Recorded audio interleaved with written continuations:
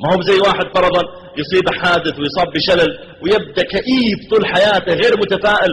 كل ما قلنا له يا أخي ورا ما تعيش حياتك، ورا ما تنبسط، ورا ما تضحك، ورا ما تركز، كان يا أخي أنا مشلول وأشوف الناس يلعبون كورة ويروحون للملاهي ويراكضون يفعلون ما يشاءون. نقول طيب لكن الله ترك لك يدين وترك لك رأس وترك لك عينين، يعني الله أخذ منك نعمة وخلى عندك 100 نعمة، عيش حياتك يا أخي. أو واحد نقول له أنت ليش مكتئب دائما؟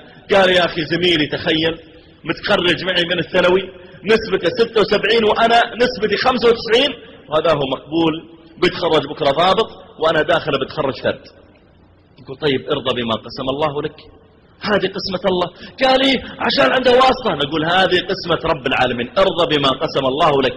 غيرك ما تخرج حتى من الثانوي ولا متوسط ولا معه ابتدائي. ارضى بما قسم الله لك تكن أغنى الناس.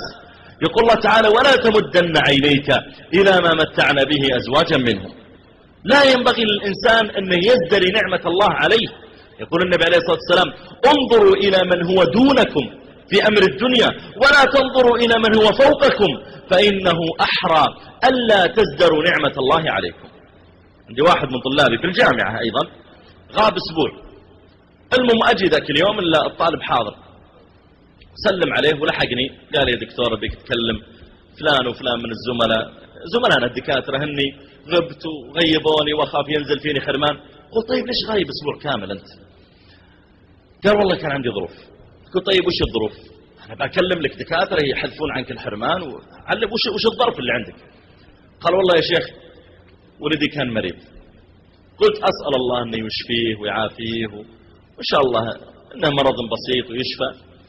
قال لا والله يا شيخ الولد عنده تليف في الكبد أدى إلى تسمم في الدماغ والآن بدأ عنده مشكلة، أدى إلى تسمم في الدم عفوا والآن بدأ عنده تسمم في الدماغ. قلت أسأل الله أن يشفيه وإن كان قبضه الله إليه ولا توفي فأسأل الله أن يكون شافع لك يوم القيامة. قال يا شيخ أي شافع؟ ولدي يا شيخ مو بصغير تقول يشفع، ولدي عمره 17 سنة وحافظ القرآن ثاني ثانوي في المعهد العلمي. قلت أسأل الله أن يبارك لك في إخوانه. فقال لي يا شيخ ما عنده إخوان، ما عندي إلا هذا الولد فقط. فلما بلغ معه السعي قال يا بني إني أرى في المنام أني أذبحك.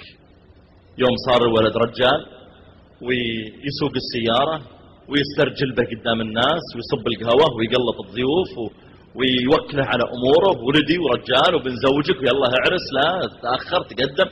وبدأ يعني الرجل ينظر إلى ولده ترى من 15 16 17 لذة الأب بابنه ويحسن ولدي رجال ما عده بزر. فلما بلغ هذا المبلغ فإذا بالولد يحصل له ما حصل أمام عينيه. ارضى بما قسم الله لك. قلت احمد ربك أنت على الأقل يجيك عيال، غيرك ما يجي عيال أبد. احمد ربك أنت على الأقل تتحرك وتتزوج، غيرك مشلول. بدأت أذكره بنعم عنده محروم منها غيره. بدأ يقول الحمد لله اللهم لك. لا والله يا شيخ أني ذاكر الله وشاكر الله والحمد لله على كل حال. ارضى بما قسم الله لك تكون أغنى الناس. انتبه يا أخي وانتبه يا ولدي، لا ينظر الله إلى قلبك فيراك مبتئس من وظيفتك وتقول يا أخي وظيفتي راتبي بس 2500، غيري يا أخي يستلم على 10,000.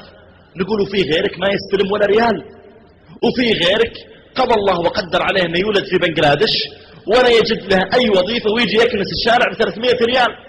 احمد ربك يا أخي. وغيره في بنغلاديش ما هو لاقي أكل ويموت بالجوع، هذا يعتبر أحسن حالا منه. لو شاء ربك كنت أيضا مثله فالقلب بين أصابع الرحمن. لو شاء ربك كنت أيضا مثله فاشكر لربك واهب الإحسان. انتبه أن ينظر الله إليك ولا يراك شاكرا.